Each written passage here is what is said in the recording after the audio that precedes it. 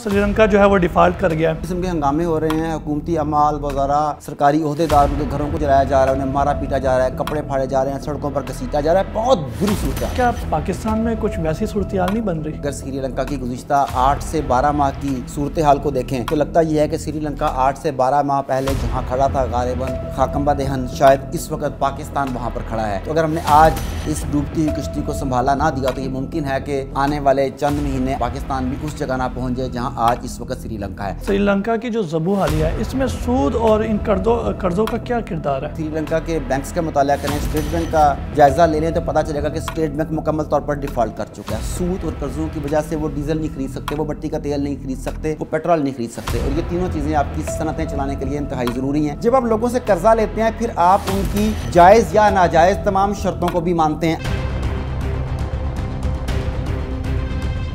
السلام علیکم ناظرین، میں ہوں آپ کا میزبان مجیب الرحمان اور آپ دیکھ رہے ہیں ڈیئر ٹو ٹاک۔ ناظرین، آج کل کا hot topic Sri Lanka default کر گیا، لیکن اس کی وجوہات کیا ہے اور اس کے اثرات کیا ہوں گے؟ ہم جب بھی پولیٹیکل سائنس پڑھتے ہیں تو ریسرچ میتھڈ کے اندر ہم ایک طریقہ کار یہ بھی پڑھتے ہیں کہ ہم جو دیگر ممالک ہیں ان کو پڑھتے ہیں، ان کے طریقہ کار کو دیکھتے ہیں، اس کو آبزرو کرتے ہیں، پھر اس کے بعد اس کے جو فوائد ہیں اور جو نقصانات ہیں وہ نکال کر اپنے ملک میں لاگو کرتے ہیں۔ آج اسی حوالے سے بات کریں گے کہ سری لنکا کے ڈیفالٹ کرنے کی وجہ کیا تھی اور پاکستان میں اس کے کیا اثرات مرتب ہو سکتے ہیں۔ ہمارے ساتھ موجود ہیں معروف مذہبی اسکالر جناب ڈاکٹر مفتی خلیق الرحمان صاحب، اور اسی کے ساتھ ساتھ ڈاکٹر عارف صدیقی صاحب جو کسی تعارف کے محتاج نہیں۔ ڈاکٹر صاحب، آپ سے شروع کریں گے کہ ان دنوں سری لنکا جو ہے وہ ڈیفالٹ کر گیا ہے، اور ڈیفالٹ کرنے کے بعد ظاہر سی بات ہے امن و امان تو خراب ہوں گے۔ بڑے شدید قسم کے ہنگامے ہو رہے ہیں، حکومتی عمال وزراء سرکاری عہدیداروں کے گھروں کو جلایا جا رہا ہے، انہیں مارا پیٹا جا رہا ہے، کپڑے پھاڑے جا رہے ہیں، سڑکوں پر گھسیٹا جا رہا ہے، بہت بری صورتحال ہے۔ بالکل، ایک سینیٹر بھی اس میں مرا ہے، اور جاننا ہی چاہوں گا کہ اس کے محرکات کیا ہیں اور کیا پاکستان میں کچھ ویسی صورتحال نہیں بن رہی؟ جی، جو اکثر ہمارے تجزیہ نگار ہیں وہ یہی کہہ رہے ہیں کہ اگر سری لنکا کی گزشتہ 8 سے 12 ماہ کی صورتحال کو دیکھیں تو لگتا یہ ہے کہ سری لنکا 8 سے 12 ماہ پہلے جہاں کھڑا تھا غالباً خاکمبا دہن، شاید اس وقت پاکستان وہاں پر کھڑا ہے۔ تو اگر ہم نے آج اس ڈوبتی ہوئی کشتی کو سنبھالا نہ دیا تو یہ ممکن ہے کہ آنے والے چند مہینے 8-10 مہینوں کے بعد پاکستان بھی اس جگہ نہ پہنچ جائے جہاں آج اس وقت سری لنکا ہے۔ سری لنکا کو اس وقت قومی سطح پر اپنی تاریخ کے سب سے بڑے بدترین شدید ترین چیلنجز کا سامنا ہے۔ ان میں سب سے بڑا چیلنج جو ہے ملکی پیداوار اور قرضوں کے درمیان بڑھتا ہوا تناسب ہے۔ زر مبادلہ کے ذخائر ان کے اڑتے چلے جا رہے ہیں، قرضوں کی ادائیگی کے سلسلے میں جو انہیں سود پے کرنا پڑ رہا ہے اس کی وجہ سے ان کی اکانومی شدید متاثر ہو رہی ہے۔ اگر میں آپ کو اس کی مزید ڈیٹیل دینا چاہوں تو یہ دیکھیں کہ تھوڑا سا پیچھے چلے جائیں آپ، تو 2017 میں انہی قرضوں کی وجہ سے سری لنکا نے اپنی ہمبن ٹوٹا بندرگاہ 99 سال کی لیز پر چائنا کو دے دی تھی۔ اب دیکھیں، ہم کبھی موٹر وے لیز پر دینے کی بات کرتے ہیں، کبھی ہم پی ٹی وی اور ریڈیو پاکستان لیز پر دینے کی بات کرتے ہیں، کبھی ہم اٹامک ایسٹس کی بات کر رہے ہوتے ہیں کہ اگر ہم نے قرضے نہ دیے گئے تو اٹامک ایسٹ سے ہمیں ہاتھ دھونا پڑ سکتے ہیں۔ ہم نے اپنی بندرگاہیں لیز پر دینا شروع کر دی، ہم نے گوادر کے اوپر لوگوں کے دوسرے ملکوں کے ساتھ کوارڈینیٹ کرنا شروع کر دیا۔ تو 2017 میں سری لنکا نے بھی انہی قرضوں کی وجہ سے یہ قدم اٹھایا تھا، اور اس وقت اب ان کی صورتحال خوراک کی کمی تک پہنچ چکی ہے۔ اس وقت لوگوں کو کھانے پینے کی اشیاء تک میسر نہیں ہے۔ اب سری لنکا کی آمدنی کا ایک بہت بڑا حصہ سیاحت کے اوپر ڈیپینڈ کرتا تھا، سیاح آتے تھے، ڈالرز لاتے تھے، وہاں خرچ کرتے تھے اور ان کی اکانومی میں اپنا حصہ ڈالتے تھے۔ اب کورونا ہو گیا، اس کے بعد سفری پابندیاں لگ گئیں، سری لنکا کی معیشت ڈاؤن ہونے لگ گئی، انٹرنیشنل ٹریولنگ بند ہو گئی، اس کی وجہ سے ان کی آمدنی کا ایک بہت بڑا سورس ختم ہو گیا۔ یہ بھی انہیں اس نہج پر لانے میں اس کا بڑا کردار رہا۔ پھر اس کا قرض اگر آپ دیکھیں تو اس کی جی ڈی پی کے مقابلے میں مسلسل بڑھ رہا ہے، اتنا بڑھ رہا ہے کہ اس وقت ایک اندازے کے مطابق 101% تک اس کے مقابلے میں بڑھ چکا ہے، 101% زیادہ ہو چکا ہے۔ اب اس وقت اسے اپنی اکانومی کو سٹیبل کرنے کے لیے بین الاقوامی خود مختار بانڈز کے ساتھ ساتھ چین کے قرضوں اور بھارت کے ساتھ کرنسی کی تبدیلیوں کے اوپر سری لنکا کام کر رہا ہے۔ اب جب ان کے پاس خوراک نہیں رہی، ان کے پاس وسائل نہیں رہے، انہیں پیٹرول نہیں مل رہا، تنخواہیں دینے کے لیے پیسے نہیں ہیں، کرنسی ڈی ویلیو ہو چکی ہے، بین الاقوامی ادارے انہیں قرض دینے کو تیار نہیں ہیں، وہ پہلا قرض واپس کر نہیں پا رہے، یہ سب کی سب سود کی نحوستیں اس ملک پر نازل ہو چکی ہیں، اور ہمیں اس سے سبق سیکھنا چاہیے۔ بالکل ٹھیک۔ ڈاکٹر صاحب آپ کی طرف آئیں گے۔ جو ڈاکٹر صاحب نے اتنے تمام تر واقعات بتائے ہیں سود کے، قرضوں کے، تو کیا یہ تمام تر واقعات ہمارے جو حکمران ہیں ان کے لیے کافی نہیں ہے کہ ان کی آنکھیں کھل سکے اور وہ ان چیزوں سے باز آ سکے؟ بسم اللہ الرحمن الرحیم۔ دیکھیں اس کے کئی پہلو ہیں لیکن پروگرام کا وقت بھی کم ہوتا ہے۔ اسلام کوئی نسلی دین نہیں ہے۔ اسلام کوئی یہ صرف کوئی مکے اور مدینے والوں کے لیے نہیں آیا تھا، بالکل، بلکہ پورے عالم کے لیے آیا تھا۔ اور دین کا مطلب کیا ہوتا ہے؟ پیدائش سے لے کر قبر تک، حشر تک، پورے طرز زندگی، اور یہ پوری انسانیت کے لیے آیا۔ اب اسلام چونکہ دنیا دارالامتحان ہے، امپوز نہیں کیا جا سکتا اس کو، کوئی اوتھ لے لے پھر تو بہرحال اس سے جبراً کہا جائے گا تم اپنے حلف کی پاسداری کرو، ٹھیک ہے، لیکن اسے امپوز نہیں کیا جا سکتا، مسلط نہیں کیا جا سکتا۔ لیکن اسلام نے یہ دعویٰ کر دیا ہے، ان الدین عند اللہ الاسلام، دنیا میں زندگی گزارنے کا طریقہ صرف اسلام کے پاس ہے۔ وَمَن يَبْتَغِ غَيْرَ الْإِسْلَامِ دِينًا فَلَن يُقْبَلَ مِنْهُ، اسلام کے علاوہ کوئی دین قبول نہیں کیا جائے گا۔ کیوں؟ اسلام کے علاوہ ہر دین انسانیت کے لیے نقصان دہ ہے۔ یہ اسلام کا پہلے دن سے اعلان ہے۔ اب آپ یہ دیکھیں کہ سری لنکا اس صورتحال سے دوچار ہوا۔ اس سے پہلے بھی آپ کو پتا ہوگا، چند سال پہلے بھی، کہ دنیا میں بینکس بحران کا شکار ہوئے تھے۔ اس میں بھی آپ نوٹ کر لیں اسلامی بینکاری بچی ہوئی تھی، باقیوں کی کشتی ڈوب گئی تھی، ٹھیک ہے، ایک بات یہ یاد رکھیں۔ پھر یہ جو ہے، اس سے بھی پتہ چلتا ہے کہ اسلام کے جو اصول ہیں وہ کوئی زمینی اصول نہیں ہیں، وہ خدا کے دیے ہوئے آسمانی اصول ہیں۔ کاش ہم داعی ہوتے ہیں، کاش ہمارے اندر دعوت کے گھڑس ہوتے، کاش ہمارا کردار ہوتا، تو ہم سری لنکا جا کے بتاتے یار ایمان لانا نہ لانا وہ تمہارا کام ہے، بچنا چاہتے ہو تو جو اسلام کا دیا ہوا معاشی نظام ہے وہ لے لو، تمہارے وارے نہیں آرے ہو جائیں گے، بھلے اسلام قبول نہ کرو، تم صرف ہمارا معاشی نظام لے لو جو ہم نہیں لے سکے، تم لے لو، پھر تم دیکھو رزلٹ کیا نکلتا ہے۔ آج سے چند سال پہلے آپ نے دیکھا ہوگا کہ ایک یورپ کے پادری نے کہا تھا کہ ہمیں اسلام کے یہ اصول لے لینے چاہیے، اس پر بڑا احتجاج ہوا تھا۔ اسی طرح آپ سویڈن، ناروے کی طرف، دیگر ممالک کی طرف چلے جائیں، عمر لاسٹ ہے۔ دنیا تو ہمارے سرچشموں سے فیضیاب ہوتی ہے، وچوں ادھر ادھر جو مرضی، اعلانیہ غیر اعلانیہ، لیکن خود ہم اپنے سرچشموں سے سیراب ہونے کے لیے تیار نہیں، کیونکہ ہماری آنکھوں پہ چربی چڑھی ہوئی ہے، ٹھیک ہے نا، ہم مکمل طور پر گرفت میں، ہم اس سے باہر آنا نہیں چاہتے۔ ہمارے حکمران کمیشن لے کے یا جو بھی لے کے یا کرسی پر رہنے کے لیے تمام سودی معاہدات کرتے ہیں۔ یاد رکھیے، یہ حکمران ہو یا ماضی قریب کا حکمران ہو یا ماضی بعید کے حکمران ہو، یہ سب لالی پاپ دیتے ہوئے آپ کو سودی معیشت میں جکڑتے جا رہے ہیں۔ جو حکمران آتا ہے وہ اس سے کچھ زیادہ جکڑتا ہے۔ آپ نے دیکھا ہے، آپ اس پورے ملک کی ہسٹری لے لیں، ایک نے تھوڑی سی گرہ ایک ایسے لگائی ہوتی، اگلا آتا ہے وہ مزید تھوڑا سا اضافہ کر دیتا ہے، اگلا آتا ہے مزید شکنجے میں کس دیتا ہے۔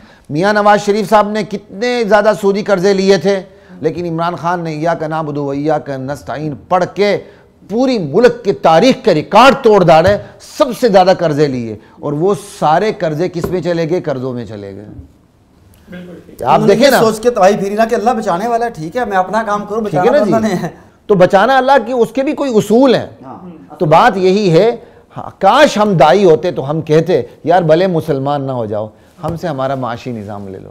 اگر آج بھی ہماری آنکھیں نہیں کھولتی تو اس کی پھر سزا جہنم ویسے تو نہیں رکھی گئی۔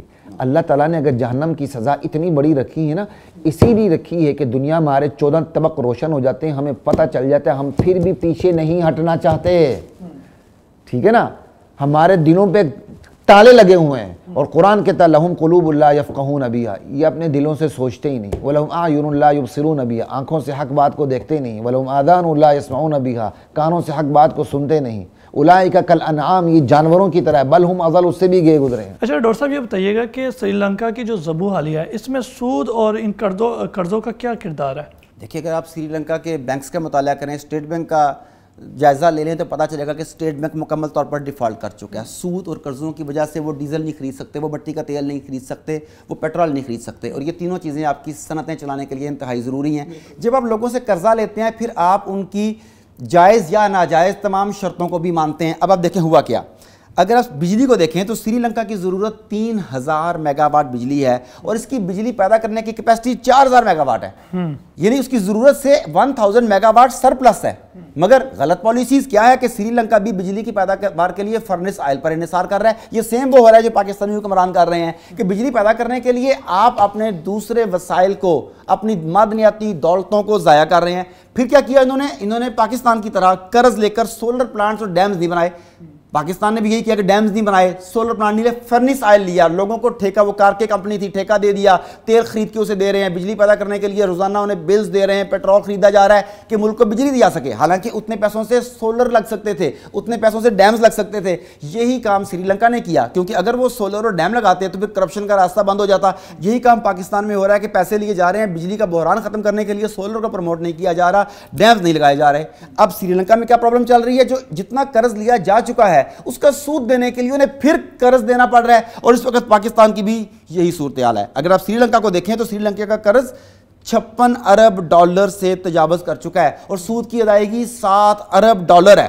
یعنی در حقیقت سری لنکا کو تباہ کرنے میں سب سے بڑا کردار سود کا ہے. اور میں آپ کو المیہ بتاتا چلوں کہ پاکستان نے بھی چین سے درخواست کر رکھی ہے کہ اس کے 10 ارب ڈالرز کے واجب الادا قرضوں کو نہ صرف مؤخر کیا جائے بلکہ اسے 10 ارب ڈالر مزید دیے جائیں. اور پاکستان کے پہلے والے قرضوں کو دیکھیں تو وہ آٹو پائلٹ پر لگے ہوئے ہیں, وہ قرضے ساتھ ساتھ چلتے آ رہے ہیں, ان قرضوں کا سود دینے کے لیے ایک نیا قرضہ لے رہے ہیں. وہ دائرہ جو اتنا سا تھا, جیسے میں نے پہلے کسی پروگرام میں بتایا تھا کہ وہ پاکستان کے 400 ارب ڈالر کے 8.25 ارب ڈالر 400 ارب ڈالر بن چکے ہیں. کیوں؟ ان قرضوں کی ادائیگی کے لیے, ان قرضوں کے سود کی ادائیگی کے لیے انہیں مزید قرض لینا پڑ رہا ہے. یہی سری لنکا نے کیا, انہوں نے قرضوں کا سود دینے کے لیے مزید قرض لیے, بجٹ کا خسارہ پورا کرنے کے لیے مزید قرض لیے. نتیجتاً آج سری لنکا کے ساتھ وہ ہو رہا ہے جو شاید سری لنکا کے حکمرانوں یا ان کے عوام نے خواب میں بھی نہ دیکھا. بالکل ٹھیک.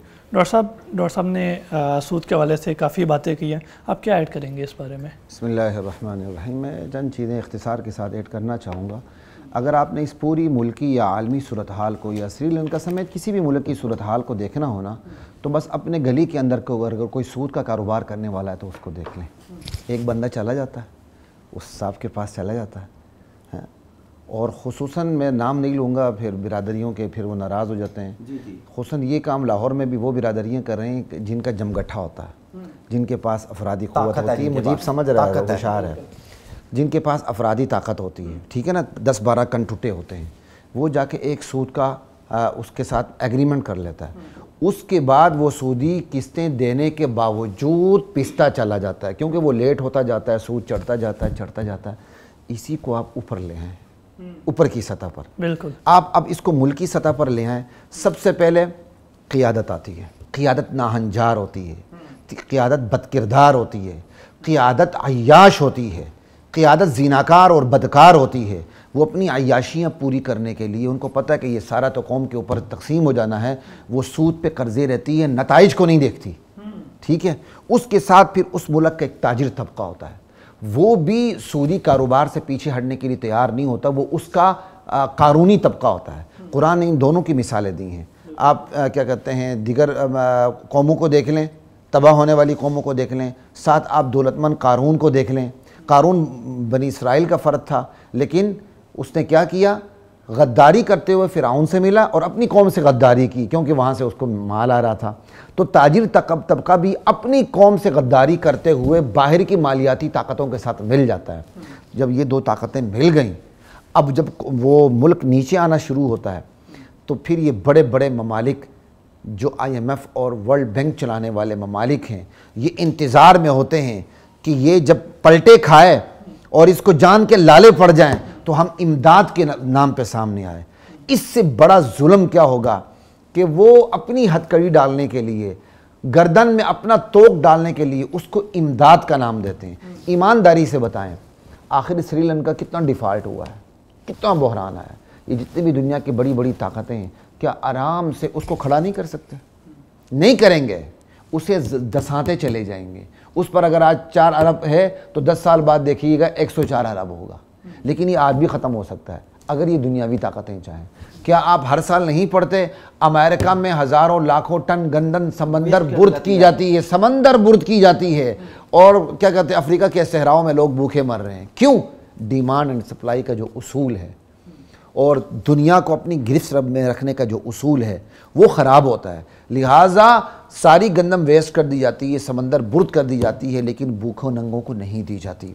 تو یہ جو تیسرا طبقہ, یہ بے ایمان طبقہ, قانونی طبقہ, یہ فساد فی الارض کرتا ہے, ٹھیک ہے نا جی. یہ جو غیر ملکی شارک ہیں یہ سامنے آ جاتے ہیں. تو بالکل ایسا ہی ہے, یہ ہر ملک کے ساتھ ہونا ہے, یہ قانون فطرت ہے. جب بھی اللہ اور اس کے رسول کے ساتھ جنگ کریں گے یہ آئیں گے. تو میں ساتھیوں سے یہی کہتا ہوں, اپنی گلی سے شروع ہو جائیں, گلی میں ایک کٹ ٹوٹا ہوتا ہے، 1 درجن افراد اس کے ساتھ ہوتے ہیں، وہ بزور بازو کیا کہتے ہیں، پھر اس بندے کا جنازہ نکلتا ہے جو سود لے رہا ہوتا ہے، گلی کے نکڑ سے ابھی اس ادا نہیں کیا ہوتا، جنازہ نکلتا ہے۔ ایسے ہی جنازے قوموں کے نکلا کرتے ہیں بھائی۔ آپ اسی گلی کے کن ٹوٹے کی اس بات کو لے لیں، گلی میں سود لینے والا ایک بندہ ہے، اس کے نتیجے کو دیکھ لیں، اس کو اوپر کی بڑی سطح پہ دیکھ لیں، بات برابر ہے۔ بالکل ٹھیک، بہت اچھی بات کی ڈاکٹر خلیق صاحب آپ نے۔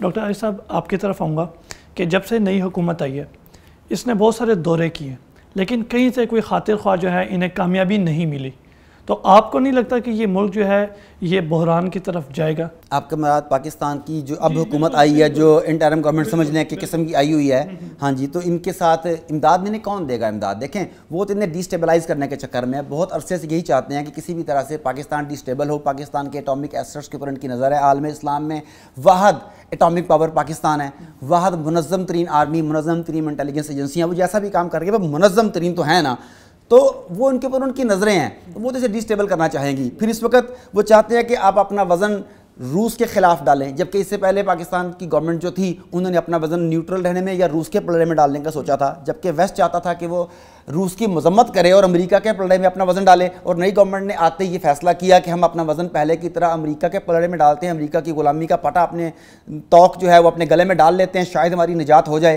لیکن یہ نجات ایسے تو نہیں ہونے والی۔ ڈاکٹر صاحب آپ نے گزشتہ حکومتوں کا ذکر بہت زیادہ کیا، تو میں جاننا چاہ رہا ہوں کہ گزشتہ حکومتوں کی کن پالیسیوں نے حالات جو ہیں وہ اس نہج تک پہنچا دیے؟ جی، گزشتہ حکومتوں سے مراد جب میں بات کرتا ہوں تو وہ یہ پی ٹی آئی کی حکومت نہیں ہوتی، اس میں پی ٹی آئی کی حکومت شامل ہوتی ہے، اس میں نون لیگ کی حکومت شامل ہوتی ہے، اس میں پیپلز پارٹی کی حکومت شامل ہوتی ہے، اس میں آرمی کے جو جرنیل برسر اقتدار رہے وقتاً فوقتاً وہ سب کے سب اس میں شامل ہوتے ہیں۔ اگر کے پی کے میں ہمارے کچھ علماء کی حکومت رہے کہ ہماری حکومت ہے تو وہ بھی اس میں کار خیر میں شریک ہوتے ہیں، میں اس میں ان تمام کو مورد الزام ٹھہراتا ہوں۔ پہلی بات میں یہ کلیئر کر دوں تو یہ دیکھ لیں کہ حکومتوں کی جو پالیسیاں ہیں یہ عام طور پہ ملکی مفاد میں کم، ان کے انفرادی یا جماعتی مفاد میں زیادہ ہوتی ہیں، یہ اپنے انفرادی فائدے کو صفحے اول پر دیکھتی ہیں۔ جیسے کہ مشرف نے کہا تھا نا سب سے پہلے پاکستان، تو اصل میں تھا سب سے پہلے اسلام آباد، اور سب سے پہلے اسلام آباد سے مطلب تھا سب سے پہلے ایوان صدر، یہ تخصیص تھی اس کی کہ ایوان صدر کو بچانے کے لیے سب کچھ قربان کیا جا سکتا ہے، لیکن ہمیں کیا بتایا گیا تھا کہ سب سے پہلے پاکستان۔ اسی طرح یہ جماعتیں جو ہیں یہ سب سے پہلے اپنا جو قائدین ہیں اس کے وہ اپنا، اس کے بعد اپنی جماعت کا فائدہ سوچتے ہیں، ملک کا فائدہ نہیں سوچتے۔ اگر آپ پچھلی حکومتوں میں سے ایک کو لے لیں نون لیگ کو، تو اس نے 15,000 میگا واٹ بجلی کے منصوبے بنائے جو فرنس آئل پر چلتے تھے، جبکہ وہی ٹائم جو نون لیگ کا تھا اس وقت ترکی نے 10,000 میگا واٹ کے سولر کے پروجیکٹ لگائے۔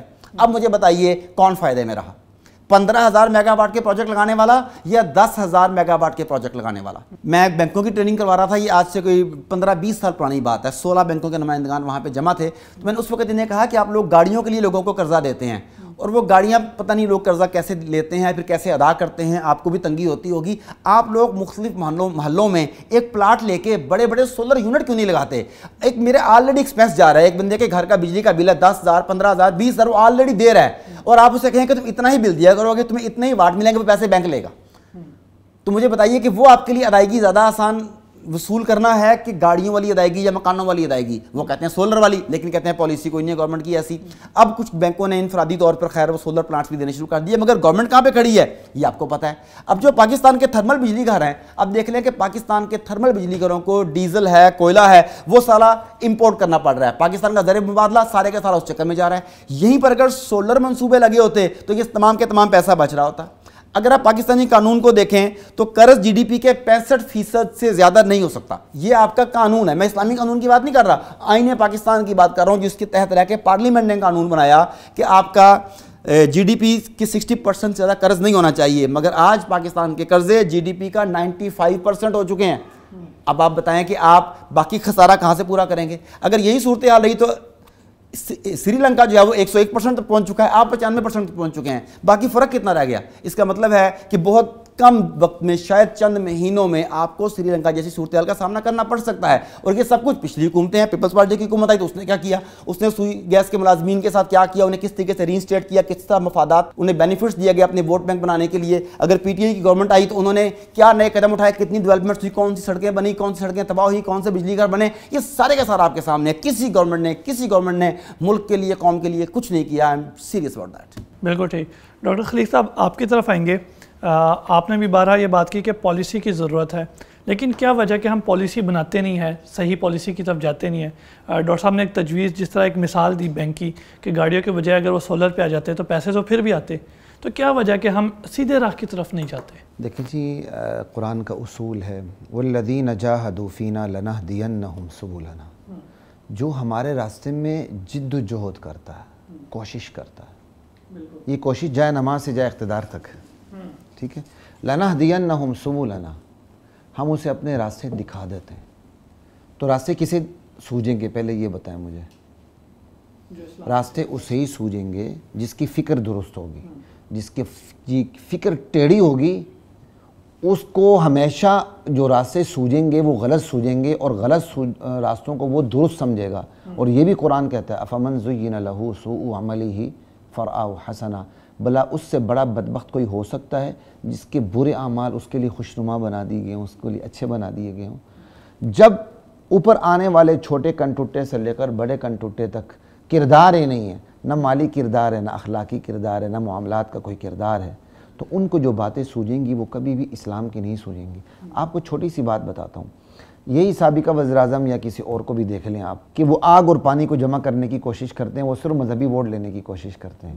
وہ وہاں بھی چلے جاتے ہیں جن کے ہاتھ میں تلوار ہے, ٹھیک ہے, وہ وہاں بھی چلے جاتے ہیں جو مزاروں پر سجدہ ریز ہوتے ہیں, وہ وہاں بھی چلے جاتے ہیں جو کھلا شرک کرتے ہیں. تو کیا مطلب ہے, ان کی کیا پالیسی ہے بتائیں نا, کیا پالیسی ہے؟ اس کا مطلب انہیں اسلام سے غرض نہیں ہے. اسلام سے غرض ہو تو بندہ قبر کو سجدہ کرے تو کیسے کرے, ٹھیک ہے نا. بات یہ کہ راستے اسی کو سوجیں گے جس کی فکر درست ہوگی, جس کی فکر ٹیڑھی ہوگی اس کو راستے سوجے نہیں جا سکتے. ایک بات. اگلی بات, اللہ تعالیٰ قرآن میں کہتے ہیں, قاعدہ بیان کرتے ہیں, فَلَمَّا نَسُوا مَا ذُكِّرُوا بِهِ فَتَحْنَا عَلَيْهِمْ أَبْوَابَ كُلِّ شَيْءٍ.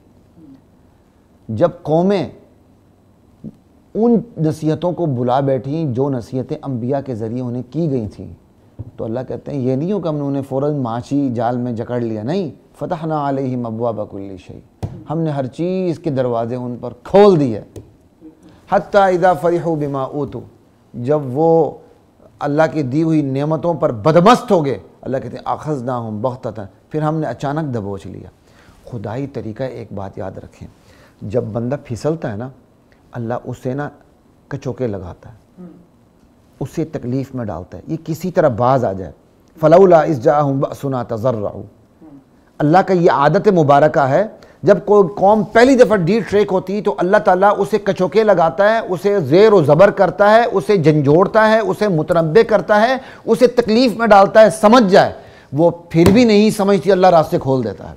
وہ بندہ سمجھتا ہے یہ دیکھو جی گیا حکمران کچھ نہیں کر سکا, دیکھو جی میری پالیسیاں دیکھیں, نہریں بہہ رہی ہیں جی دودھ کی میرے ملک میں, حالانکہ وہ دودھ کی نہریں نہیں, وہ سود کی نہریں بہہ رہی ہیں. وہ بندہ سمجھتا ہے کہ میں نے بہت بڑی کامیابی لی, اللہ اچانک دبوچ لیتے ہیں. اور دوسری طرف اللہ تعالیٰ نے کیا کہا, یہ یہود و نصارہ تورات اور انجیل کے احکام کو نافذ کر دے اپنی جانوں کے اوپر, اپنی ریاست کے اوپر, تو اوپر سے آسمان پہ رزق برساتا, نیچے سے زمین بھی رزق اگلتی.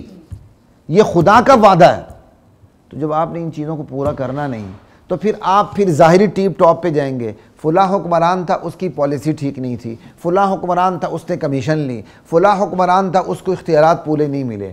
لیکن درخت جو جڑوں سے کھوکھلا ہو رہا ہے اس طرف کوئی نہیں جا رہا. آج من حیث القوم, قیادت, فرد, معاشرہ, ریاست, سیاست, قیادت جو بھی ہے, ہمارا بنیادی المیہ یہ ہے, ہم سب دیکھ رہے ہیں درخت خشک ہو رہا ہے, ہم سب دیکھتے ہیں سرسبز و شاداب درخت خشک ہو رہا ہے, لیکن سب نے کیا کیا ہوا ہے, پانی لیا ہوا ہے.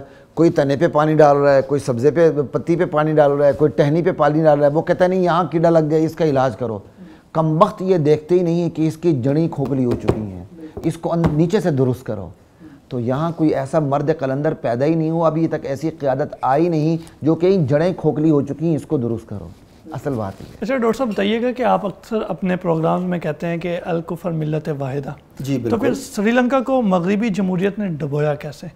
ٹھیک ہے, اصل میں جب بھی کوئی معاملہ اس طرح کا ہوتا ہے تو سب سے پہلے مغرب اپنے بھائیوں کی امداد کے لیے سامنے آ جاتا ہے، تو پھر یہاں پہ یہ کیوں ان کی امداد کیوں نہیں کر رہے؟ ایک تو ہے کہ الکفر ملت واحدہ، وہ ہے اگینسٹ اسلام.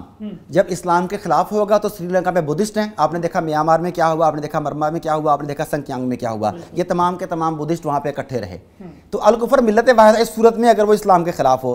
اور پھر ملت کفر جو ہے وہ آپس دیکھیں صلیبی جنگیں جو مسلمانوں کے ساتھ ہوئیں وہ آپ کے ریکارڈ پہ ہیں، لیکن کیتھولک، رومن پروٹیسٹنٹ اور ان سب نے جو آپس میں جنگیں لڑی، عیسائیوں نے آپس میں جنگیں لڑی، وہ بھی آپ کے سامنے ہیں. یوکرین اور روس، یہ بھی ایک صلیبی جنگ ہے، وہ ہے عالم کفر کا حصہ، لیکن ان کے مفادات ویسٹ کے صلیب کے مفادات اور ہیں، اور روس کے ساتھ جو صلیبی ممالک وابستہ ہیں ان کے مفادات اور ہیں. اس وقت دو صلیبیں آپس میں ٹکرا رہی ہیں یوکرین میں بھی. تو جب آپس میں ان کے معاملات ہوں پھر وہ اپنے مالی مفادات کو دیکھتے ہیں. That is number 1. دوسری بات، جو اب مغربی جمہوریت کی بات کریں گے، اگر آپ سری لنکا کی بات کریں تو ہمارے ہاں جو جمہوریت کی پکچر پورٹریٹ کی جاتی ہے وہ یہ دی جاتی ہے کہ مغرب کی تمام تر ترقی کا راز جمہوریت میں وابستہ ہے. وہاں پر وہ سونے کے انڈے دے رہی ہے، مگر آپ اپنے ممالک میں دیکھیں تو وہ گوبر کر رہی ہوتی ہے. اچھا، اس کی وجہ اپنی فلسفی کا فرق ہے. میں ایک دفعہ ترکی میں لیکچر دینے کے لیے گیا مفتی صاحب، تو وہاں پہ انہوں نے مجھے بلایا لیکچر دینے کے لیے. نہیں، میرے ساتھ کچھ آپ کو بھی ساتھ لے کے جاؤں گا نیکسٹ کسی ٹائم. تو وہاں پہ میرا لیکچر تھا، تو میں نے انہیں کہا کہ مسلمانوں نے آج تک کوئی جنگ نہیں جیتی اور نہ ہی وہ جیت سکتے ہیں. وہ سارے چونکے میری طرف دیکھنے لگے کہ اس بندے کو بلا بیٹھے ہم. اب میں نے آگے انہیں ایلیبوریٹ کیا کہ جنگ میں اور جہاد میں فرق ہوتا ہے. جنگ کے اصول ہوتے ہیں، ضوابط ہوتے ہیں، اس کے قاعدے ہیں، اس سے سرے منہ انحراف جہاد کو جہاد نہیں رہنے دیتا. جبکہ جنگ کرنے والے خود کہتے ہیں کہ جنگ میں سب جائز ہوتا ہے. تو ہم جنگ نہیں کرتے، ہم جہاد کرتے ہیں. جہاد کے اصول ہوتے ہیں، جنگ کے اصول نہیں ہوتے. اسی طرح اسلامی جو معاشرتی نظام ہے، اسلامی معاشرہ ہے، نظام الہی ہے، اس کے اصول و ضوابط ہیں، آپ کو ان کے مطابق کام کرنا پڑتا ہے. جبکہ عالم کفر ہے، ان کے ہاں ایک ہی نظریہ ہے، یا روپے کی پرستش کر رہے ہیں، یا وہ اقتدار کی پرستش کر رہے ہیں، شیطانی نظام کی پرستش کر رہے ہیں. ان کے لیے دنیاوی ترقی امپورٹنٹ ہے. اگر آپ اسلام کو دیکھیں، اسلام کسی بھی جگہ پہ ترقی یافتہ انسان نہیں مانگتا، ہدایت یافتہ انسان مانگتا ہے. اسلام ہدایت یافتہ انسان مانگتا ہے، جبکہ مغرب ترقی یافتہ انسان مانگتا ہے. یہ ایک بنیادی فرق ہے. اب پاکستان میں جب آپ ہدایت کو چھوڑ کے اس ترقی یافتہ بظاہر ترقی کی چکا چوند کے پیچھے دوڑتے ہیں تو آپ ان کی اقدار بھی نہیں اپنا پاتے، اپنے اسلام سے بھی دور ہو جاتے ہیں. وہ کیا کہتے ہیں، کوا چلا ہنس کی چال، اپنی بھی بھول بیٹھا. اب آپ اپنے جمہوری نظام کو دیکھ لیں، جس طرح کی زبان استعمال کی جا رہی ہے، جس طرح کی گالی گلوچ کی جا رہی ہے، جس طرح کے قائدین کے بارے میں مختلف سیاسی جماعتیں نہیں، سیاسی جماعتوں کے قائدین کے بارے میں جو حقیقت بیان کی جا رہی ہے وہ حقیقت ہی، مگر جن الفاظ میں بیان کی جا رہی ہے وہ الفاظ کیا شائستہ قوم یا شائستہ افراد کسی بھی صورت میں بیان کر سکتے ہیں؟ آنسر از نو. تو پھر میں اسی لیے کہتا ہوں کہ یہی جمہوریت کا حسن ہے، جسے آپ حسن کہتے ہیں. اصل میں یہ بدصورتی ہے. پاکستان کی ایکس پرائم منسٹر نے کہا تھا کہ جمہوریت بہترین انتقام ہے، اور میں اسے سیکنڈ کرتا ہوں کہ جمہوریت بہترین انتقام ہے لوگوں سے لینے کے لیے، جمہوریت بہترین انتقام ہے غریبوں سے لینے کے لیے، جمہوریت بہترین انتقام ہے مڈل کلاس کو مزید کچلنے کے لیے. جمہوریت ایک نظام ہے، نظام باطل ہے، چند خاص لوگوں کو، اشرافیہ کو، 1100-1200 خاندانوں کو پروموٹ کرنے کے لیے. That's it. بالکل ٹھیک. ڈاکٹر صاحب، ڈاکٹر خلیق صاحب آپ کی طرف آئیں گے. ڈاکٹر صاحب نے کہا کہ ہدایت یافتہ لوگ، انہوں نے ترقی یافتہ پہ ہدایت یافتہ کو فوقیت دی، لیکن ہمارا ایشو یہ ہے کہ ہمارے یہاں ہدایت یافتہ کو کوئی رشتہ تک نہیں دیتا. تو وہ ہدایت یافتہ کی بات کریں تو پھر معاملات کیسے چلیں گے؟ دیکھیں نا مجیب بھائی، آپ نے بالکل صحیح کہا کہ تربیت تو پھر خشت اول سے ضرورت ہے نا. ہماری پہلی اینٹ ہی غلط. جیسے آپ نے بڑی لطیفے کی بات کی کہ یہاں ہدایت یافتہ کو کوئی رشتہ نہیں دیتا، ترقی یافتہ کو رشتے مل جاتے ہیں. ترقی یافتہ ہوتا ہے اور سب کچھ اس کے پاس ہوتا ہے، کہ داماد کے اندر یہ خراب نہیں، چنگا ہو جائے گا انشاءاللہ، ٹھیک ہو جائے گا، اللہ بہتر کرے گا، اللہ بہتر کرے گا، اللہ بہتر کرے گا. یہاں یاد آ جاتا ہے ہدایت اللہ دینے والا ہے. وہ بدکار ہے، زناکار ہے، شرابی ہے، لیکن اس کے پاس پجیرو ہے، اس کے پاس گھر ہے، کار کوٹھی بنگلے سب ہیں. اس کو دوسری بھی دے دیں گے، تیسری بھی دے دیں گے، چوتھی بھی دے دیں گے. جو ہدایت یافتہ ہوگا کھلائے گا کہاں سے؟ اس کا مطلب وہی نا، آنکھ پہ چربی چڑھ چکی ہے. جب بندے کے بدعمالیاں بڑھ جائیں نا تو پھر قرآن کریم کہتا ہے کَلَّا بَلْ رَانَ عَلَىٰ قُلُوبِهِمْ مَا كَانُوا يَكْسِبُونَ. ان کے کرتوتوں کی وجہ سے ان کے دلوں پہ زنگ لگ چکا ہے. آج ہمارے دلوں پہ زنگ لگ چکا ہے.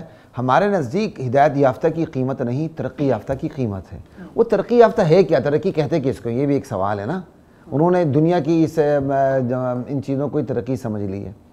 چاہے اس کے پاس 10 کنال کی کوٹھی ہو، 3-4 بنگلے ہوں اور 5-6 گاڑیاں ہوں، اور ایک خوراک کا ذرہ اس کے اندر نہ جا سکتا ہو، دوائیوں کے اوپر جیرا ہو، اندر سے وہ مضطرب ہو، بے چین ہو، بے سکون ہو. لیکن اللہ نے جن کو فراست دی ان کو یہ ساری چیزیں نظر آ رہی ہوتی ہیں. وہ ان تمام چیزوں کو نظر انداز کر کے کتوں کی طرح اس پر رال ٹپکاتے ہیں، اور اس کی مثال قرآن کریم میں موجود ہے۔ قارون جو بنی اسرائیل کا ایک فرد تھا، لیکن غداری کر کے فرعون کے سے ملا ہوا تھا صرف اپنی مال کی وجہ سے، ٹھیک ہے۔ جب وہ قوم میں نکلا زیب و زینت کے ساتھ تو کہا یا لیتنا لنا مثل ما اوتی قارون، کاش ہمیں بھی ایسے ہی مل جائے، بڑے نصیبے والا ہے، انہ لذو حظ عظیم۔ اور بعد میں جب دھنس گیا تو لوگ توبہ توبہ کرنے لگ گئے۔ دراصل لوگ مشاہدہ کے بعد ہی مانتے ہیں، مشاہدے کے بعد پھر ایمان لانا کوئی ایمان لانا نہیں ہوتا۔ دراصل ہماری تربیت روز اول سے اور بنیاد سے کرنے کی ضرورت ہے، لیکن انصاف کی بات یہی ہے، ہماری ماں کی گود میں اسلام نہیں۔ اسی طرح جب بچہ درسگاہ میں جاتا ہے تو ٹیچر کے پاس اسلام نہیں، وہی بچہ جب بڑے اسکول میں جاتا ہے، کالج میں جاتا ہے، وہاں اساتذہ کے پاس اسلام نہیں۔ وہ جو سیکھتا ہے وہ تھوڑے سے یہ 1-2 فٹ کے میدے کے پلاٹ کے لیے سوچتا ہے کہ اس کو میں وسیع ترین کیسا کروں۔ وہ کہتا ہے میں نے قوم کی خدمت کرنی، تو قوم سے مراد اس کا پیٹ ہی ہوتا ہے، اس کی فیملی ہوتی ہے، اس کے اہل و عیال ہوتی ہیں، اور کوئی بھی نہیں ہوتا۔ تو ضرورت اس بات کی ہے کہ ہم اپنی فکر کو بھی درست کریں، ہم اپنے قول کو بھی درست کریں، ہم اپنے اعمال کو بھی درست کریں۔ جب تک ہم بنیادی تبدیلی نہیں لاتے اس وقت تک اس ملک میں تبدیلی نہیں آ سکتی۔ وہی میں نے آپ سے بات کی کہ درخت جڑوں سے کھوکھلا ہو رہا ہے، آپ اوپر سے اس کو کیا کہتے ہیں سپرے کر رہے ہیں کسی طرح ٹھیک ہو جائے، ایسا نہیں ہوتا۔ حقیقت پسند بنیں اور جڑوں کو ٹھیک کرنے کی کوشش کریں۔ اوپر کے سپروں سے وقتی طور پر آپ کو شاید تھوڑا بہت فائدہ نظر آئے، لیکن حقیقت میں وہ فائدہ میں شمار ہے نہیں۔ بالکل ٹھیک۔ ڈاکٹر عارف صاحب آپ کی طرف آئیں گے۔ عدلیہ کے بارے میں کہا جاتا ہے کہ چیک اینڈ بیلنس کا ایک بہت بڑا ادارہ ہے، اور یہ بھی کہا جاتا ہے کہ پاکستان میں عدلیہ آزاد ہے۔ کون کہتا ہے؟ کہا جاتا ہے، نہیں میں نے تو کبھی بھی نہیں یہ بات سنی۔ ہمیشہ سے یہ کہا جاتا ہے۔ یہاں پہ چونکہ ایک ہمارے ہاں ٹرم یوز کی جاتی ہے سیپریشن آف پاور، اس کے حوالے سے یہ کہا جاتا ہے۔ تو جاننا چاہوں گا کہ پاکستان کی جو سیاسی خاندانی کمپنیاں ہیں یہ اپنے مفاد کے لیے یہاں کے عدالتی نظام کو کیسے استعمال کرتی ہے؟ ایک تو ہے کیسے استعمال کرتی ہیں، اس سے پہلا حصہ یہ ہے کہ انہوں نے کیسے سیبوتیج کیا۔ اب خاندانی کمپنیاں کا اپنے لفظ استعمال کیا تو خاندانی کمپنیاں پاکستان کی اور سری لنکا کی ملتی جلتی ہیں۔ ہم سری لنکا سے پروگرام شروع کیا ہم نے، اگر آپ سری لنکا میں دیکھیں تو کئی اشروں سے اقتدار کا ایک پاک سے خاندان ہے، پاکسا یا پاک سے خاندان ان کے پاس ہے۔ میں آپ کو بتاتا چلوں کہ یہ ہے مہندا راجہ پاک سے، 2004 میں وزیر اعظم بنتا ہے، 2005 میں صدر بنتا ہے۔ اس کے بھائی اس کے ساتھ اقتدار کے حصے میں رہتے ہیں۔ پھر اس نے گزشتہ چند سالوں میں اپنے باقی بھائیوں کو بھی اقتدار کا حصہ بنانے کے لیے قانون میں باقاعدہ ترمیم کی، انہیں اقتدار کا حصہ بنایا تاکہ کسی بھی طرح کی کرپشن ہو تو اس کے بھائی اسے سپورٹ کر سکیں۔ سری لنکا کی آئین کے تحت دوہری شہریت کا حامل کوئی شخص پارلیمنٹ کا ممبر نہیں بن سکتا۔ اس کا چوتھا بھائی امریکی شہریت کا حامل ہے، یعنی امریکن ایجنٹ ہے، اسے وہاں پہ پارلیمنٹ میں جگہ دینے کے لیے اسپیشل آئین میں ترمیم کی گئی، بالکل ویسے ہی جیسے پاکستان میں کئی وزراء اعظم کو اقتدار دینے کے لیے قانون میں ترمیم کی جاتی ہے۔ پاکستانی خاندانی کمپنیوں کی اگر آپ بات کریں، سیاسی کمپنیاں، یہ صرف پاکستان میں نہیں ہیں، انڈیا میں لے لیں، نہرو خاندان، گاندھی خاندان، ان سے ریلیٹڈ تمام کی تمام ان کی نسلیں آج بھی اقتدار میں ہیں، اس نام سے وہ جان نہیں چھڑا رہی، اسے کیش کر رہی ہیں۔ اب بنگلہ دیش میں دیکھیں تو بنگلہ دیش میں بھی حسینہ جو ہے وہ اپنے باپ کے نام کو کیش کر رہی ہے، ادھر بھی آپ کے سامنے ہے۔ پاکستان کی بات کریں تو اب PPP کو لے لیں، اب یہ جو ہے پاکستان کے وزیر خارجہ جنہیں کہا جا رہا ہے کہ 9 عمر ترین وزیر خارجہ، کیا نام ہے ان کا؟ بلاول بھٹو۔ بھٹو کہاں سے ہو گیا وہ؟ سر بھٹو خاندان کا لیکن یہ مفتی صاحب رسول پاک صلی اللہ علیہ وسلم سے منسوب کوئی روایت میں آتا ہے کہ جس نے اپنے آپ کو اپنے باپ کے علاوہ کسی نسب سے منسوب کیا وہ ملعون ہے، کوئی ایسی بات ہے؟ کوئی میں نے کہیں پڑھا ہے؟ بہرحال مضمون مجھے یاد نہیں ہے، مفہوم یہ قابل مذمت بات ہے۔ اچھا، اب اقتدار کے لیے انہیں پتا ہے کہ ہم نے نام بھٹو کا کیش کرنا ہے، تو اصل میں وہ بلاول زرداری ہے۔ میرے منہ سے نام کہلوانا چاہ رہے جی میں کہلوانا، یہ میرا کام ہے نا کہ میں کہلوا لیتا ہوں چیزوں کو، لوگ بھی یہی کہتے ہیں نا۔ اچھا، اب وہ باپ کے نام سے جانا جاتا ہے، وہ بلاول زرداری ہونا چاہیے، مگر وہ بلاول زرداری نہیں ہے۔ کیوں؟ خاندانی سیاست، بھٹو کے نام پر ووٹ لینا، لوگ نسل در نسل اس کی غلامی کرتے ہیں بھٹو کی، تو اس نے اپنے نام کے ساتھ بھٹو لگانا مناسب سمجھا، یہ بھی آپ کے سامنے ہے۔ آپ شریف فیملی کو لے لیں کہ گزشتہ کتنے سالوں سے وہ برسر اقتدار ہیں، ان کا بھائی برسر اقتدار ہے۔ اب شہباز شریف صاحب آتے ہیں تو صوبے میں وزیر اعلیٰ انہی کا بیٹا بنتا ہے۔ اب یہ سارا اقتدار اس خاندانی کمپنی کے پاس آنے سے کیا ہوتا ہے؟ صرف اگر آج کی حکومت کی بات کر لیں تو FIA نے اس حکومت کے آتے ہی شہباز شریف اور حمزہ شریف کے خلاف منی لانڈرنگ کے جو کیسز تھے ان سے دستبرداری کا اعلان کر دیا۔ بالکل، یعنی وفاقی ادارے، صوبائی ادارے سبھی انہی کے ماتحت ہیں، ایک ابا جی کے ماتحت ہیں، ایک صوبائی حکومت کے ماتحت ہیں، تو وہ ادارے اپنے باس کے خلاف تحقیقات کیسے کریں گے؟ عدالتی نظام کی اب بات کرتے ہیں تو آپ ہی کا عدالتی نظام ریمنڈ ڈیبس کو راتوں رات انصاف فراہم کرتا ہے۔ ایسے کئی مثالیں ہیں جب انہوں نے انصاف فراہم کیا، اور ایسی ہی کئی مثالیں ہیں جس میں انہوں نے سڑک پر روتے بلکتے بچوں کو کچلنے دیا، مر جانے دیا، مگر ان کے لیے کوئی نہیں جاگا، خواہ وہ ثانیہ ماڈل ٹاؤن ہو یا کوئی اور معاملہ ہو۔ ایمل کانسی کو یہاں سے اغوا کیا جاتا ہے، عافیہ صدیقی کو یہاں سے اغوا کیا جاتا ہے، تو آپ کا عدالتی نظام وہاں پر چپ رہتا ہے۔ یہ سب چھوٹی سی میں ایڈ کر دوں جی بات؟ Please please. آپ نے کہا آپ کا خیر آپ کے علم میں تو ہوگا، لیکن میں چاہ رہا ہوں کہ تھوڑا سا الفاظ کو مزید سیدھا کیا جائے۔ آپ نے کہا جی بلاول آتا ہے، مریم آتی ہے، یا نواز شریف آتا ہے، شہباز شریف آتا ہے۔ میں اس سے شدید اختلاف رکھتا ہوں، کوئی بھی نہیں آتا، لایا جاتا ہے۔ اس لانے والے کو پکڑو، ان کے اوقات کیا ہی ہیں؟ ایک بندہ کونسلر نہیں بن سکتا، آپ اس کو اٹھا کے وزیر اعظم بناتے ہیں، تو اصل جو قصور ہے نا وہ لانے والے کا ہے۔ بالکل ٹھیک، ٹھیک ہے۔ یہاں اپنی فیکٹری کے اندر سیاستدان تیار کی جاتے ہیں۔ میں کہتا ہوں یار ایک چلیں ہم سرنڈر ہو گئے، ہم مان گئے، ایک حقیقت ہے کہ یہاں باقاعدہ فیکٹریوں میں سیاستدان تیار کی جاتے ہیں۔ ہم کہتے ہیں یار کسی ڈاکٹر عارف صدیقی کو تیار کر لو، مجیب الرحمان کو تیار کر لو، جس کے اندر کوئی گھٹ سے اس کو تیار کر لو، بھلے تیار کرو، ہم راضی، ہم سرنڈر ہوتے ہیں، ہم ان کے جوتے بھی سیدھے کریں گے، ان کو تیار کرو۔ آپ تیار کرتے کس کو یار؟ خدا کا خوف کرو۔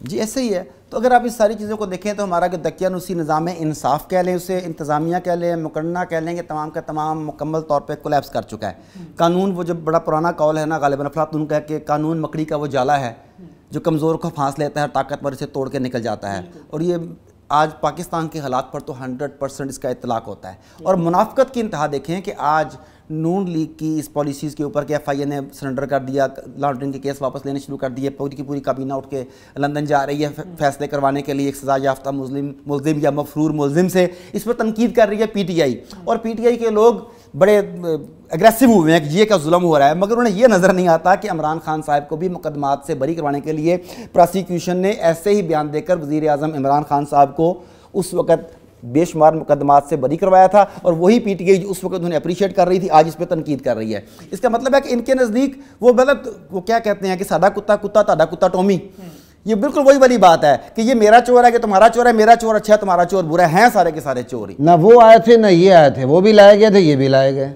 بالکل ٹھیک۔ ڈاکٹر صاحب آپ کی طرف آؤں گا۔